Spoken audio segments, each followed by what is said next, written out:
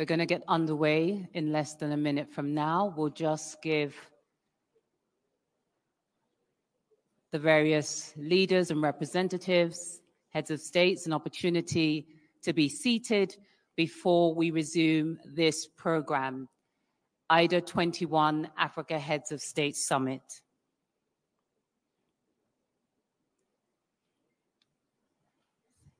Thank you very much, Your Excellencies. Please be seated so we can resume the program.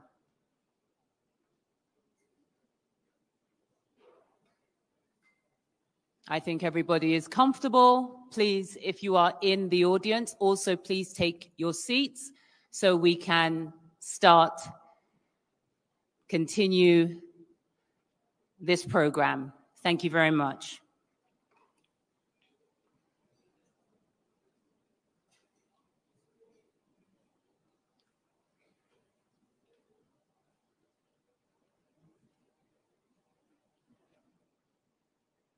Thank you very much, Your Excellency.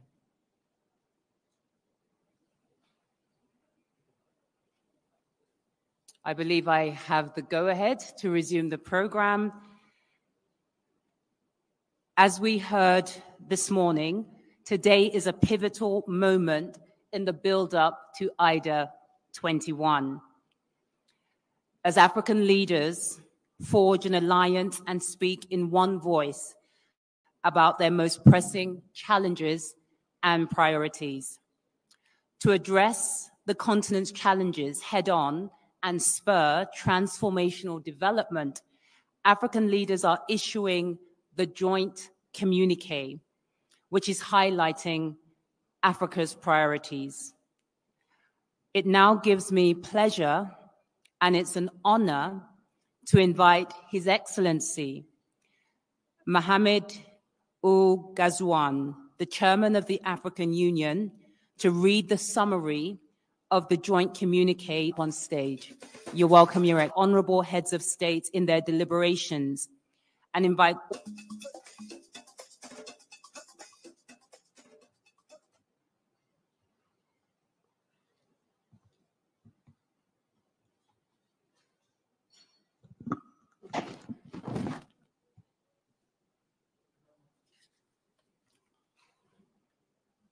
Excellences, Mesdames et Messieurs, les chefs d'État et de gouvernement, Excellences, Mesdames et Messieurs, les membres des délégations, ce que je vais vous lire n'est pas le texte intégral de notre communiqué à la suite de notre from the high-level meeting that we had.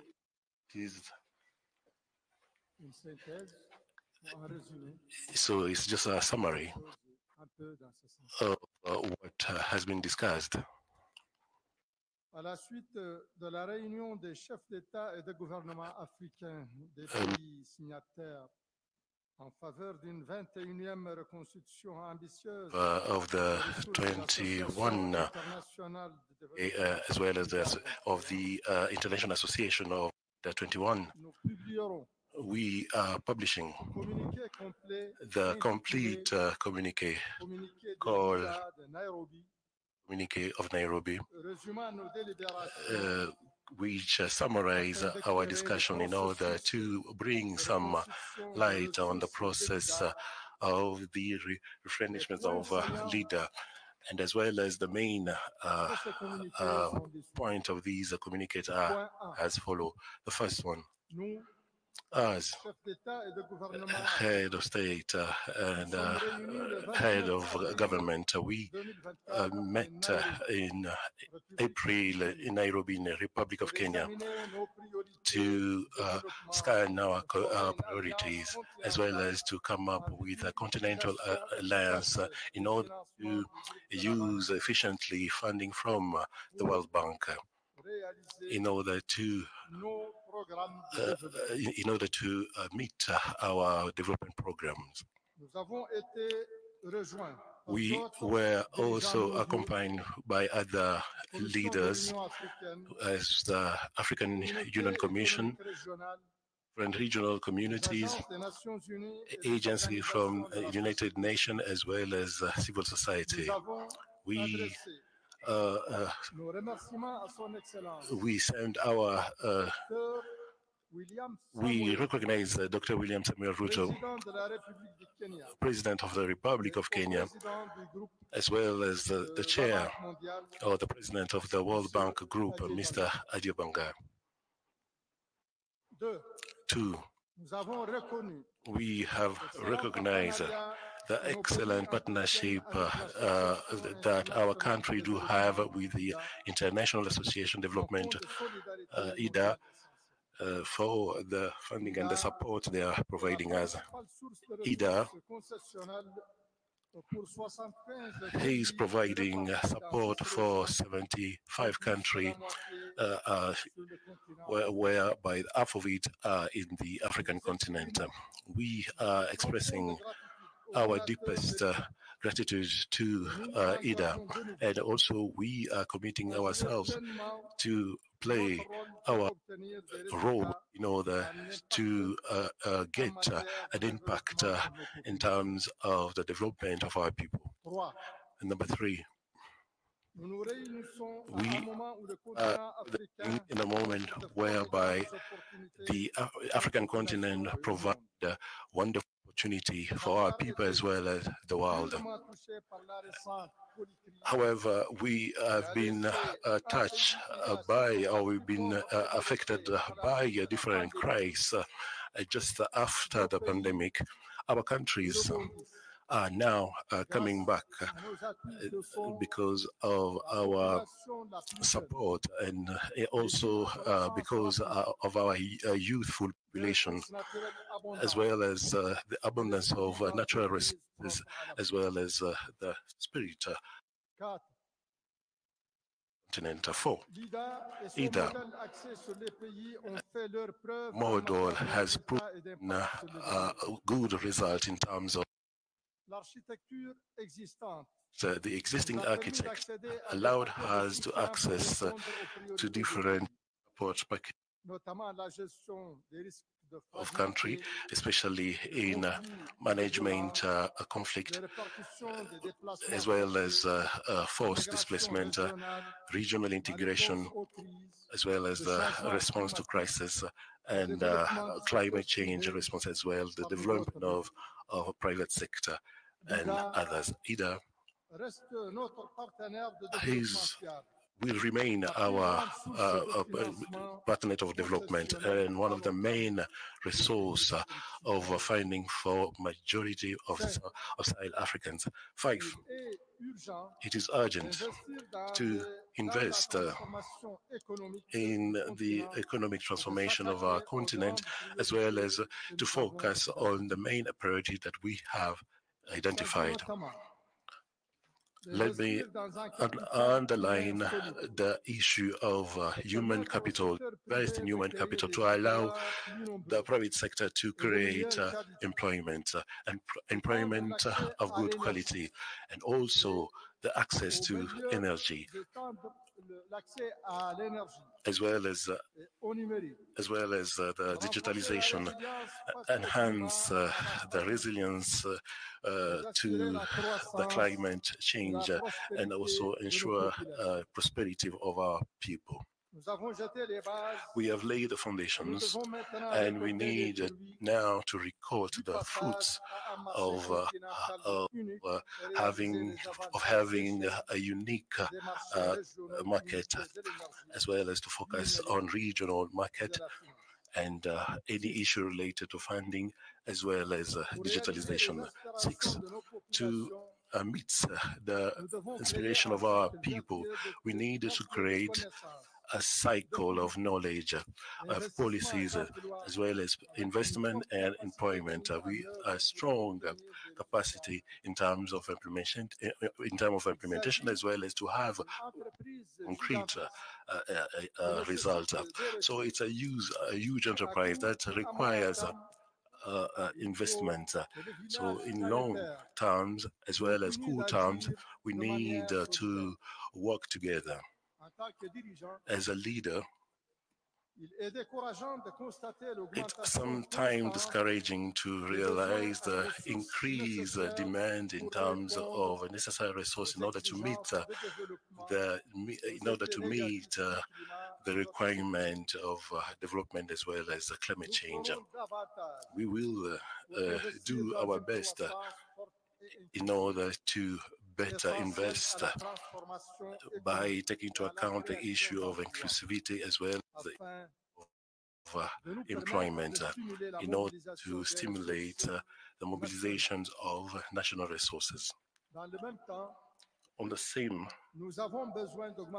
we need an increase in terms of private investment on the African continent as well as across the world.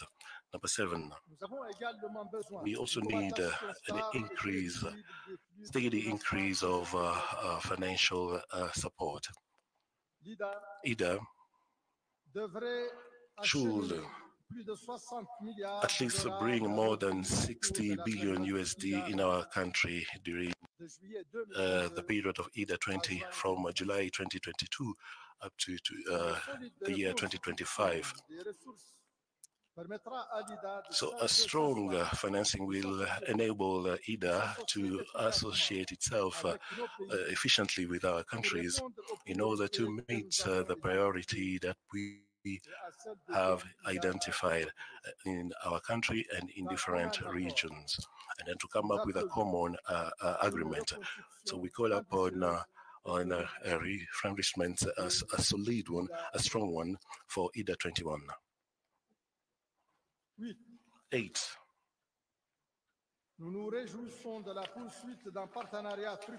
We are looking forward for a fruitful partnership between IDA and as well as the World Bank. We are committing ourselves as head of state, as head of government, to meet regularly and also to extend our support and enhance national capacity as well as national system and renew our commitment to transform our economy through a strong governance as well as based on economic strategy that prioritize the development of the private sector, and also by focusing on mobilizing national resources in a transparent manner as well as efficient manner. And we need to strengthen governance as well as our willing to respect our commitment in relation to the climate agreement signed in Paris. 9. Finally, we are encouraging the partner as well as donor of IDA to overcome the challenge of our century in order to avail their financial availability of IDA as well as to have a strong constitution of resources in order to contribute as well as to meet the sustainable objective as well as to overcome world challenges as well as the Africa challenges as it has been mentioned in our communique. As I've mentioned in the beginning, we will publish the full communique of IDA that the African state as well as African government have adopted in front of all different representatives. We thank you. We really thank you all. Thank you so much.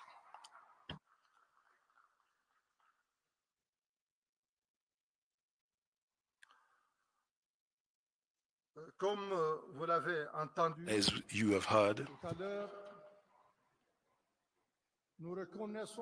we recognize that Africa plays a major role in the increase in the economical world increase in the economical world growth.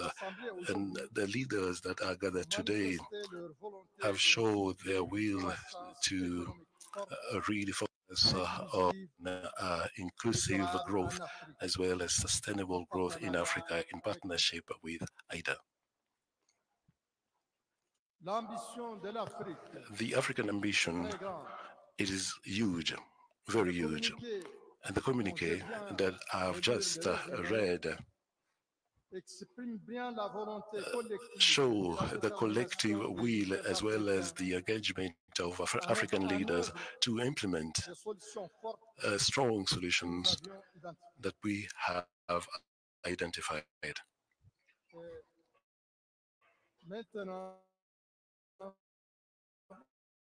And now I have now the pleasure to invite Mr. Ajay Banga, Chair of the World Bank, in order to launch the new coalition of IDA that is made of different partners from the civil society, foundations, private sector, youth, all together brought their effort in order to implement a very strong coalition for IDA. Mr. Chair.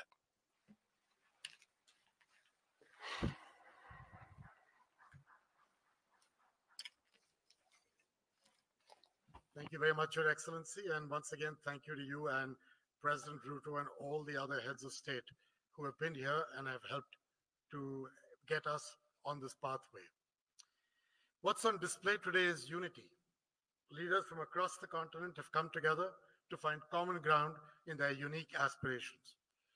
We have put focus on how these aspirations can join with a well-resourced and efficient IDA to make generational change happen, but also how these aspirations will require work to be realized. The African continent boasts a youthful, vibrant population, the fastest growing in the world. It holds vast natural resources, fertile land, and a flourishing and entrepreneurial spirit. But on the other side are a set of well-defined challenges that have too often eclipsed these blessings. That is the backdrop we face. Africa at a crossroads. The path we choose will determine the path and the future for generations to come. Do we accept the status quo, a future where millions remain trapped in poverty, where the fundamental human right of electricity is elusive? Healthcare accessibility is inadequate, and infrastructure is insufficient to support the potential of the continent and its people. Or do we seize the opportunity to unlock that potential and an era of prosperity and progress? The World Bank and its people believe that the answer is clear.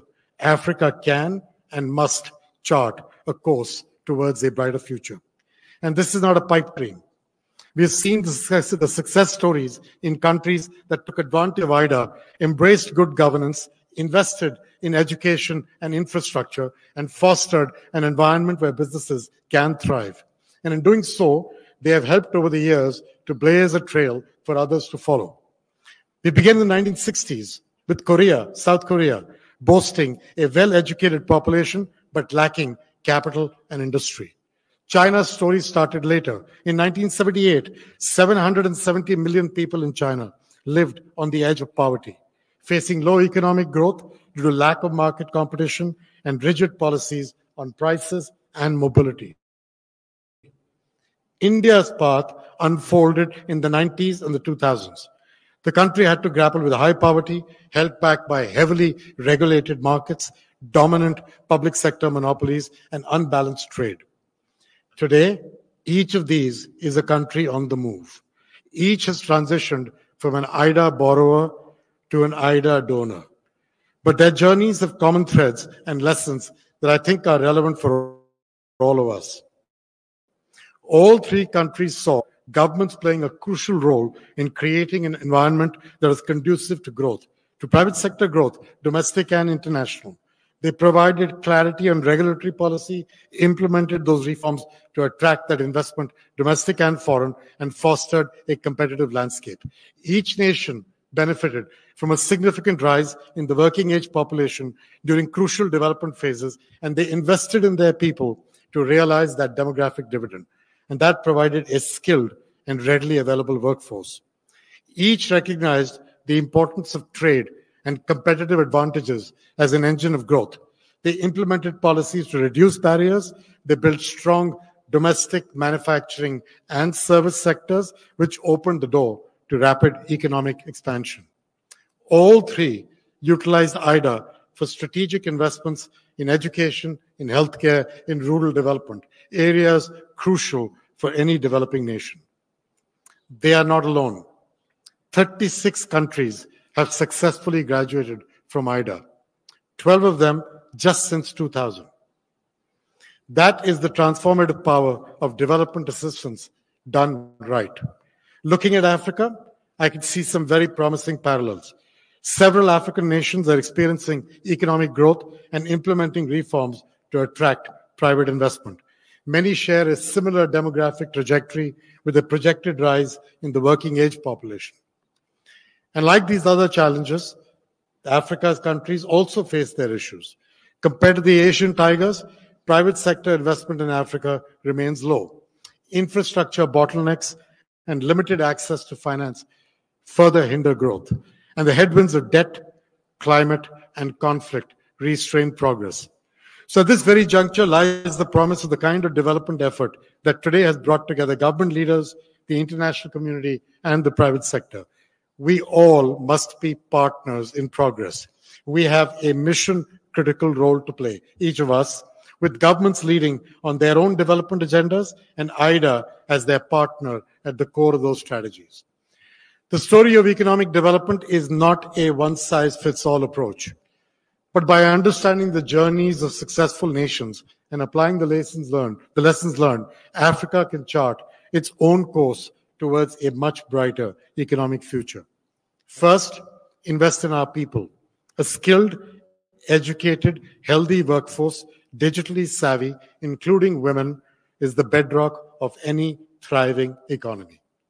A skilled, educated, healthy workforce, digitally savvy, including women. We need to ensure that every child has access to quality education, from primary school to vocational training and beyond. We must work to make healthcare accessible to them. And to confront that challenge, we're using IDA to support our goal of providing quality, affordable healthcare to 1.5 billion people globally in 5 years. We just announced this in our spring meetings, expanding our work to new communities and broadening the scope of our services to include every stage of a person's life. Second, by building efficient and robust infrastructure. And I'm going to say that does not just mean rail or roads or homes or bridges, but energy and energy infrastructure. I believe access to electricity is a fundamental human right, and I believe it is foundational to any successful development effort. And yet half the population of Africa, 600 million people, lack access to electricity.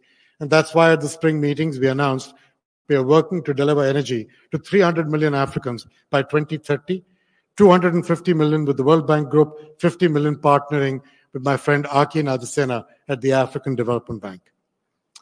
Third, support job-creating, value-added industries like agriculture and logistics, the warehousing and transport of that agriculture as an example, where the private sector could eventually come in to help farmers access new markets, entrepreneurs connect with customers, and young people access information and opportunity. So taking agriculture, it's an area of vast economic potential for Africa, but there are two problems.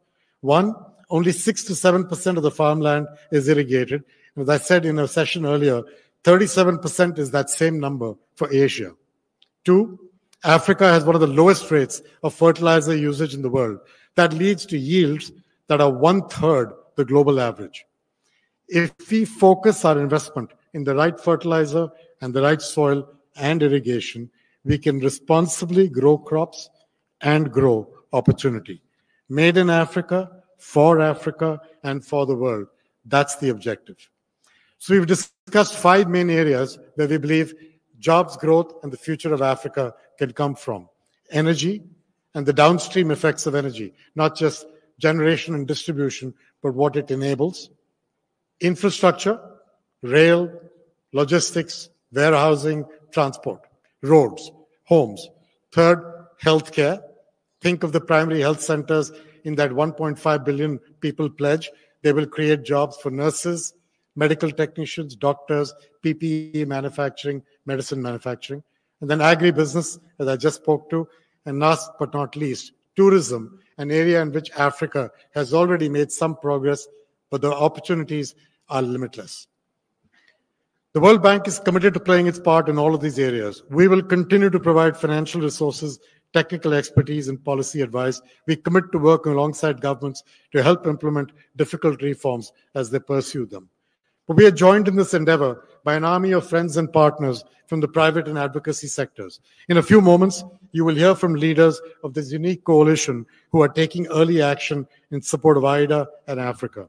They're essential in our push to make sure that governments have the resources and the support that they need to realize the potential we're speaking of. I'm looking forward to joining them again later this year at the big conference in Côte d'Ivoire to support the AIDA 21 replenishment. But the ultimate responsibility lies with Africa itself. Its leaders must embrace bold reforms, fight corruption, invest in their people. They must create an environment where creativity flourishes and innovation thrives. The future of Africa is not predetermined. It is a choice between stagnation and progress, despair and hope. Let us choose the path of greatest potential. Let's choose a brighter, more prosperous future for Africa, a future where every child has the opportunity to thrive, and count on the World Bank Group and its people to be by your side, to be the hand on your back. We commit that to you. Thank you very much. Thank you very much, Your Excellency, President of World Bank Group, Ajay Banga. I've been asked to acknowledge the presence of the Vice President of the Federal Republic of Nigeria, Your Excellency, Shetima Kashima. Welcome to Kenya. Let's move swiftly on. As we just heard, AIDA is about partnerships, unity, and coalition. AIDA 21 provides a window of global opportunity. AIDA Coalition brings together a community of partners, all playing their part to work together for a successful AIDA 21 replenishment. With that, I would like to invite now the members of the AIDA Coalition who are present here today to deliver their remarks. Please allow me to first welcome Ms. Ndidi Wunele, President and CEO of One Campaign. Ndidi, if you could come to the podium, thank you.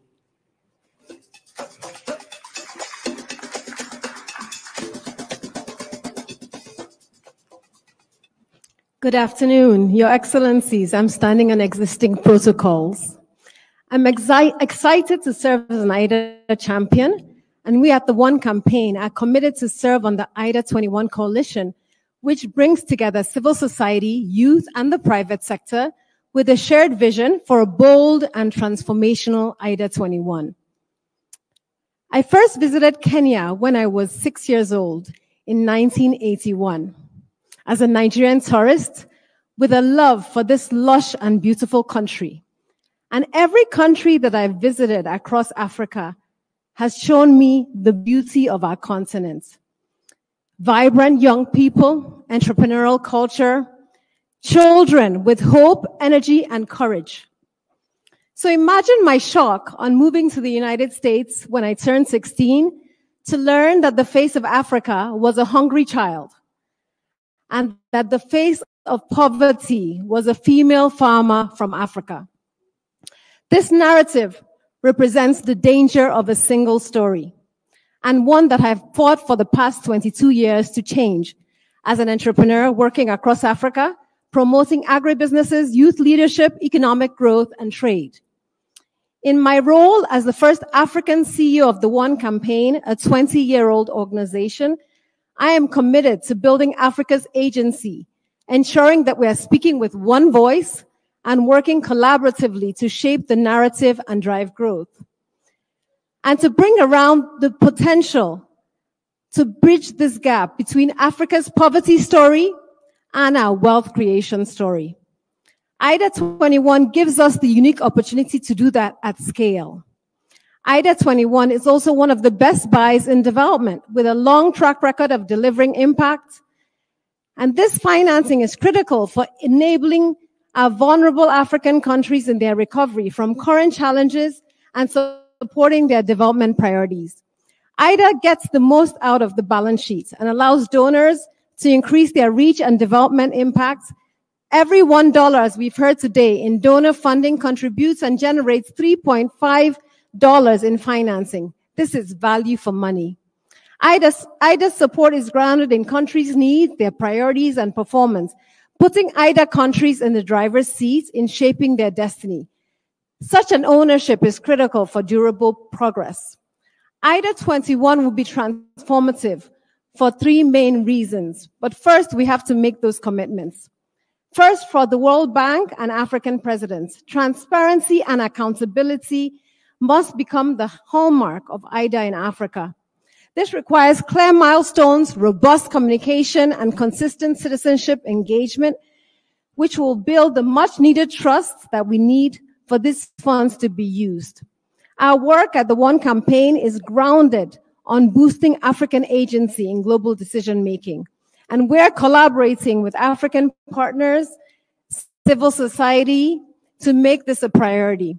And we're going to be engaging our One activists across the world, especially in our African countries, to join the efforts to hold our governments accountable, to utilize the IDA funding to deliver impact on the ground. Secondly, IDA donors, we need you to step up. We are not clear-eyed, we're very clear-eyed about the challenges that you're currently facing, the political headwinds in your country. But we need you to recognize that this is a critical time to partner with Africa. And we need you to increase your commitments by at least 25% so that IDA 21 will meaningfully break the $120 billion mark. Now, Africa's civil society and private sector. IDA is different because civil society and private sector will be there working alongside government and the World Bank to deliver impact. We at One have witnessed at firsthand what decision makers can do if we work collaboratively to surmount challenges. We need decisive action. We need resolute leadership. And now is the time to work together to achieve that. I'm more convinced ever before,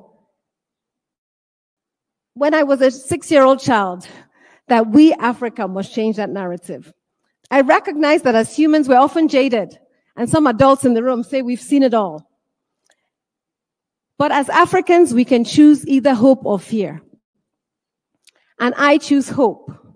In spite of the climate change, the debt, the economic crisis, the civil unrest, I choose hope. And I enjoy you to join me in choosing hope. I'm more convinced today that because of our collective commitments to transformation, that in our lifetime, we will change the face of Africa from a hungry child to a successful female entrepreneur. There's an African proverb that says, if you want to go fast, go alone. If you want to go far, go with others. We have no choice but to go fast and far together. And to do that, we need to work with excellence, integrity, courage, and boldness, leaving our egos, our logos, and flags at the door, and committing to leave Africa better than we found it. Thank you so much. Thank you very much, Ndidi, for your remarks. We do have more coalition champions to hear from, but I'm going to ask extremely politely, those of you who still have remarks to make, please, please, please try to summarize into 1 minute because we truly are out of time. Allow me to welcome Ms. Sela Bokongo, youth influencer, co-founder and CEO of Jacob's Ladder Africa, representing the all-important cross-section of African youth. Sela, please. Thank you. Your Excellencies, development partners, ladies and gentlemen, I had a 3-minute speech, but I'll summarize it with my last statement, which I think and hope will communicate my heart and the hearts of many African youth and what they would love, especially our African leaders, to hear. Africa stands in a David and Goliath battleground,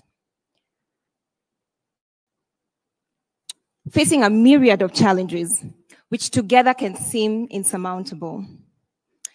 You stand, our leaders, as generals leading this army. But the truth is, 60% of your army stands behind you, unequipped and therefore helpless. We urge you to take this moment that could be the pivot that Africa needs to empower your foot soldiers so that together we can realize our common shared prosperity. This is why, as young people, we're not merely asking you what you can do, the various things that have been listed here today.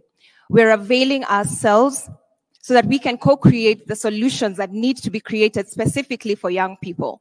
One in particular that I must mention is a systems change approach to development that allows for job creation being mapped within all the projects while skilling the continent's workforce. And all we need is your goodwill, your leadership, and your resolve. I thank you. Thank you, Stella, for those remarks. Please allow me to invite everyone who's somebody well known to us, Mr. James Mwangi, CEO of Equity Group. You're welcome to the stage. Let's give him a round of applause, please. Thank you.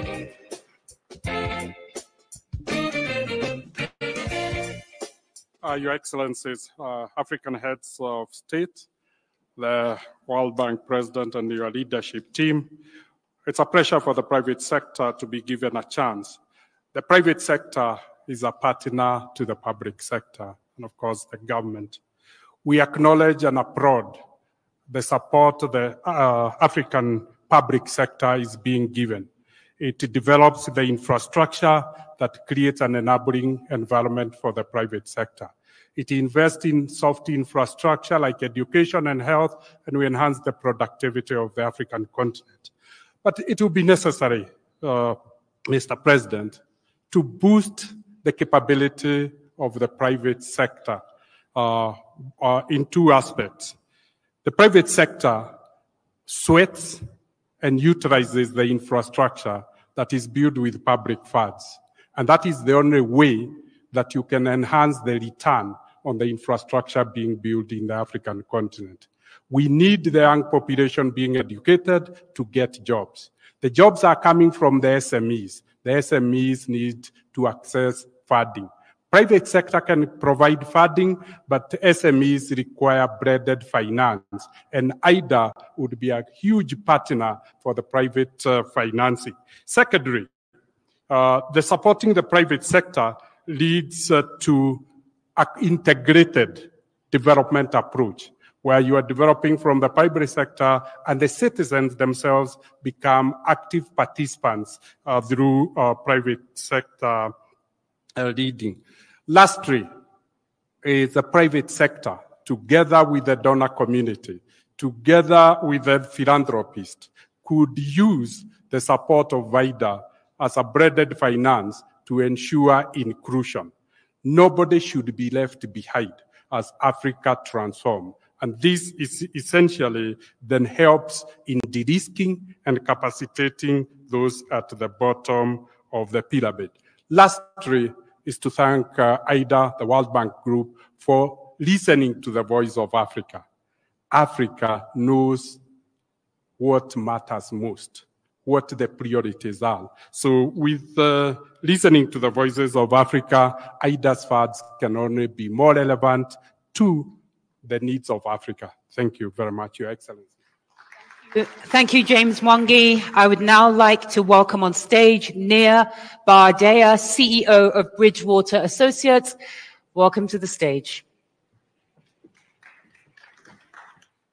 Thank you. It's amazing to be here, and thank you for having us. And a special thank you to President Ruto and the government of Kenya for hosting all of us in your amazing country. Also, my thoughts go out to all the people impacted by the recent natural disasters.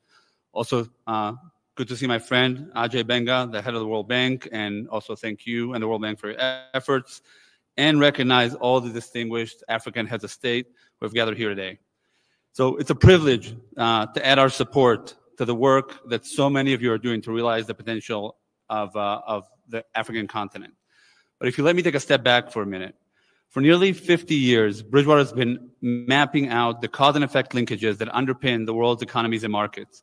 This includes short-term impacts like credit cycles, but also very critical long-term effects like deleveraging, like productivity changes. That systematic mapping helps us understand where the world is likely headed, which we use to advise our clients and to manage portfolios of over $100 billion. But more importantly, having a sense of where the world is likely headed also helps us see how different policy decisions could send the world down very, very different paths. That's why I'm here today. The dramatic long-term changes in Africa will be some of the most consequential factors in shaping what the world looks like over the next 50 years. The changes that will happen are inevitable.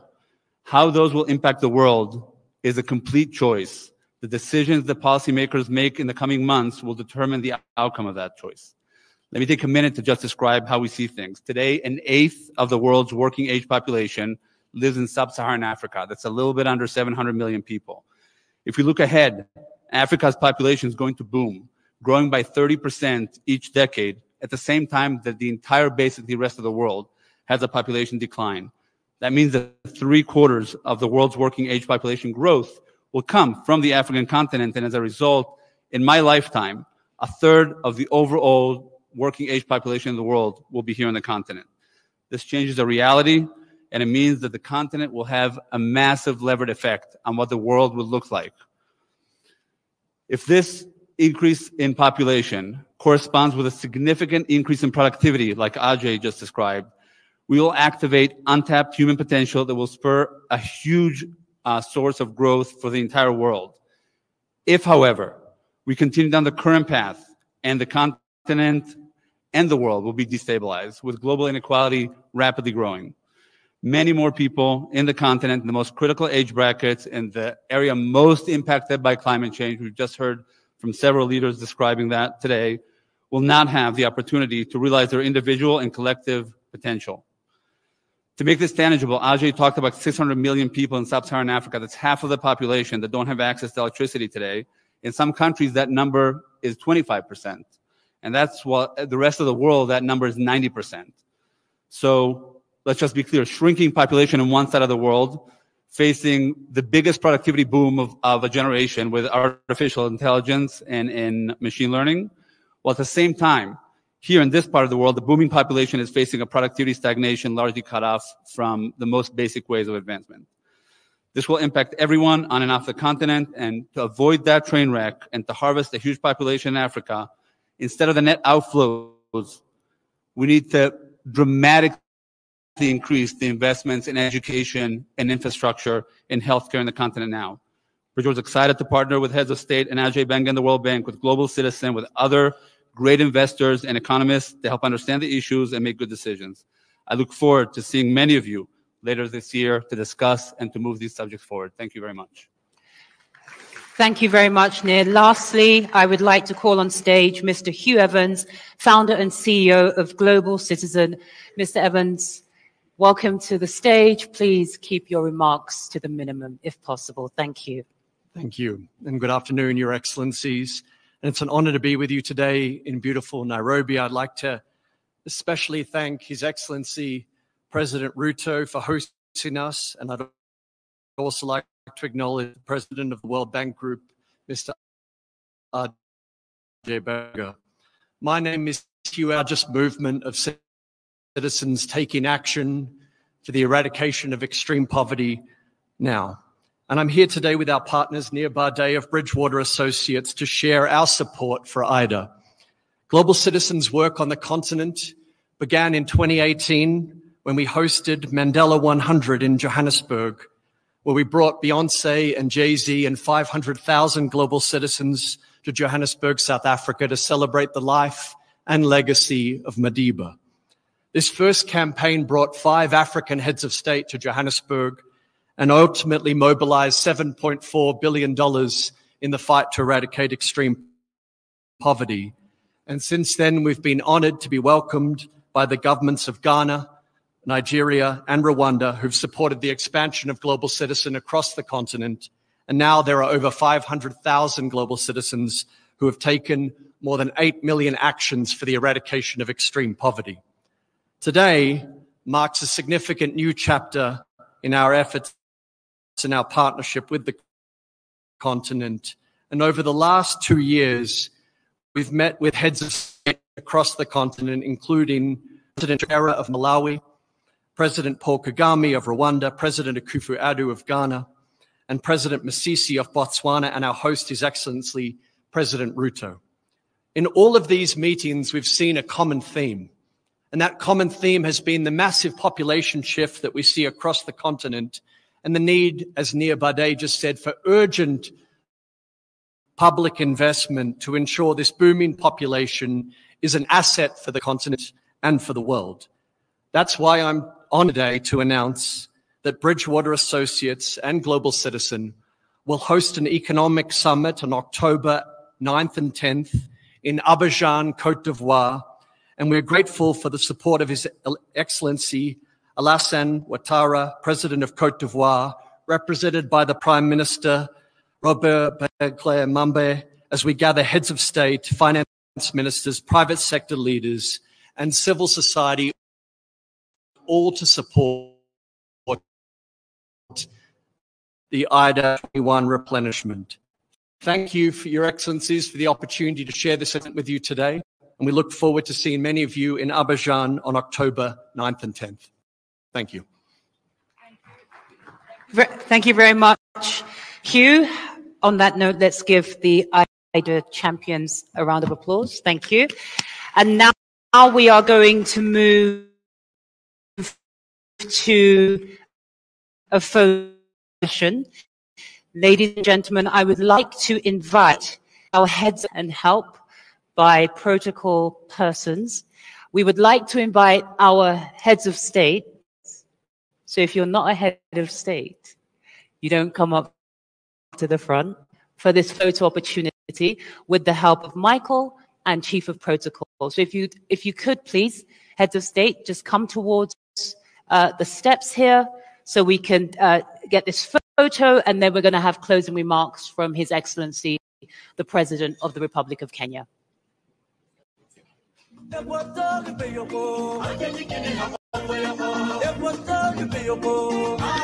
Please clap for them as they gather. Thank you. Thank you. Thank you.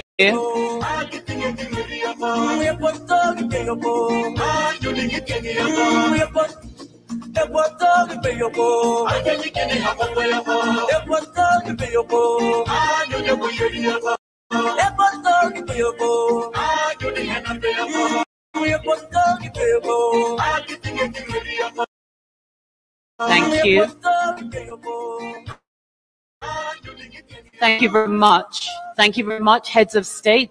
If you turn to your seats, and I would ask humbly His Excellency President William Samoei Ruto, President of the Republic of Kenya, to remain on stage. I'm going to hand over to His Excellency to give some closing remarks. Let me once again register my profound appreciation for your gracious acceptance of my invitation for attending this very crucial summit. The Nairobi IDA communique, which we adopted today, outlines the pressing developmental imperatives of Africa and our steadfast commitment to transformative progress, building upon the outcomes of the Africa Climate Summit. Let us have a moment of reflection. In September 1973, Kenyatta International Convention Center, the building where we are today, was opened, and it hosted the first annual meeting of the World Bank and IMF in Africa. Robert McNamara was the World Bank president at the time, and he emphasized poverty, eradication, and elimination of inequality. Today, 50 years later, we stand in the same venue, joined by the president of the World Bank, I.J. Banker, to convene for the IDA 21 Replenishment Summit, continuing our collective effort in the fight against poverty and inequality. The escalating debt burdens compounded by the impact of climate change and the economic scars of COVID-19 pandemic underscore the necessity for accessible, affordable, and long-term financing, the primary discussion of our conversation today. The imperative and urgency of achieving replenishment target of at least US dollars 120 billion cannot be overstated. I extend my heartfelt appreciation to my friend, Mr. Ajay Banka, the president of the World Bank Group, for his exemplary leadership and unwavering dedication to reforming the bank to effectively address the myriad global challenges and advance the developmental aspirations of Africa and other developing nations. I thank my colleagues, heads of state, for their stewardship and leadership in taking us through the conversation and getting us to this point. Even as we advocate for a robust IDA 21 replenishment as African heads of state, we also call for a strong replenishment of the Africa Development Fund, of the Africa Development Fund Group. The forthcoming 17th replenishment of the ADF should be doubled to 25 billion per replenishment cycle, thereby facilitate greater levels of concession on 7 low-income member countries, which will also complement IDA. I want to thank Ajay for working with Adesina on this subject. With utmost humility, I extend my sincere gratitude to your excellencies for your active and resolute engagement. On behalf of all of us, I extend my appreciation to the President of the World Bank once again for his steadfast commitment and standing in solidarity with Africa and developing our region as we collectively champion the journey towards climate resilience and green industrialization. Ladies and gentlemen, excellencies, I thank you. A round of applause for His Excellency, the President of the Republic of Kenya, William Samoei Ruto. My name is Yvonne Dege. It has been a pleasure hosting this very important event. I'm now handing you over into the very safe hands of Michael Gitonga to give you instructions for the rest of the day. Thank you. Thank you, Yvonne. And mine is very simple. It's really just to announce the exit protocols. We have a state luncheon, which is strictly invite only, which is going to be at the Comesa grounds. And after that, we also have a cocktail for the delegates invited by World Bank.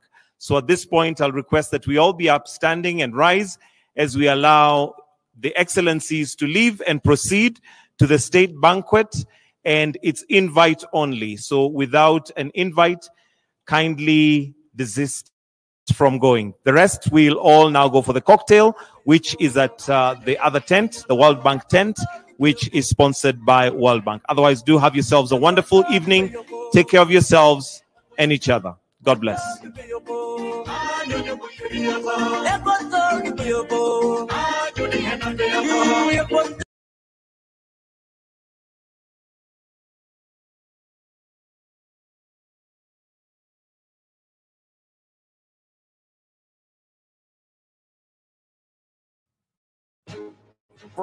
Breaking news tonight, the devastating tornado outbreak across the middle of the country, and the new forecast, the worst may be yet to come. Brand new twisters on the ground late today in Oklahoma, and terrifying moments when tornadoes ripped across highways in Nebraska, sweeping through cities. New videos from above, entire neighborhoods wiped away. Dozens of workers trapped for hours inside this building, homes torn from their foundations. I don't know where we go from here. Plus, we're tracking more severe weather and tornadoes, 40 million in the crosshairs. The new video just released, another American hostage held by Hamas. His family's reaction tonight. Campus protests, Protesters detained today at colleges from Arizona to India to Boston. American tourists arrested in the Caribbean, also for accidentally carrying bullets in his luggage. We talked to two who are facing 12 years in prison. My heart just, it sunk. I had no words.